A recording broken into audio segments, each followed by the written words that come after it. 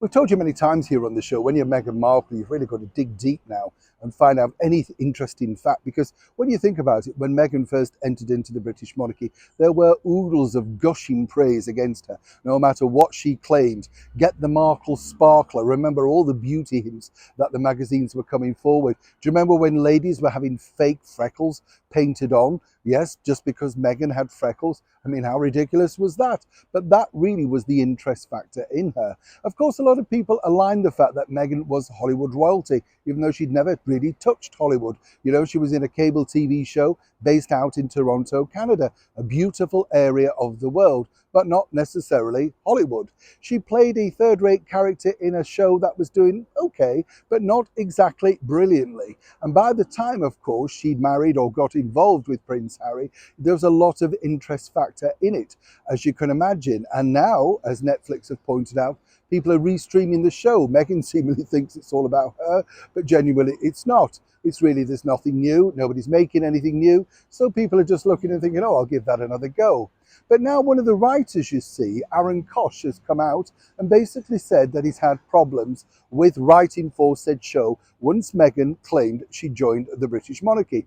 And what's interesting here is, let me just put this into real context. This is something that's being concocted together, and I stand by this simply because there's a writer's strike. You have to remind people that you're a writer. You're actively involved in a successful TV series that's currently restreaming on Netflix. And here's the real big thing about this particular story. You see, apparently, according to Aaron, all the scripts when Meghan, joined the British monarchy were then vetted in advance, and there were certain things that they and she were not allowed to write or indeed suggest.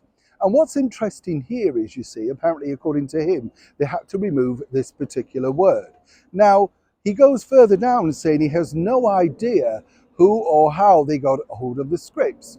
We contacted the palace. They 100% refute these claims. No one saw the scripts for Suits. No one was remotely interested. They were simply guiding Meghan in the, shall we say, things that she could be doing in the future. That was literally in her past. Whatever she wanted to do was up to her. In fact, if the palace was so controlling, as Meghan claims, by the removal of her passport, not being allowed to leave the cottage for months on end, well, how come then they filmed a wedding replicating, of course, a forthcoming royal wedding, very similar to what they did in High Society with Grace Kelly, if you get the picture?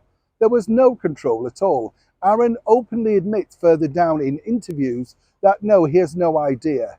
I suggest that, Aaron, this never truly happened, and whoever advised you, quite literally, to not write these things, well, then it either came from Meghan or indeed Harry, because quite frankly, the palace were way too busy to take an interest in Suits. And as we told you before, despite what Prince Harry claims that William and Catherine were devotees of the series, it's simply not the case.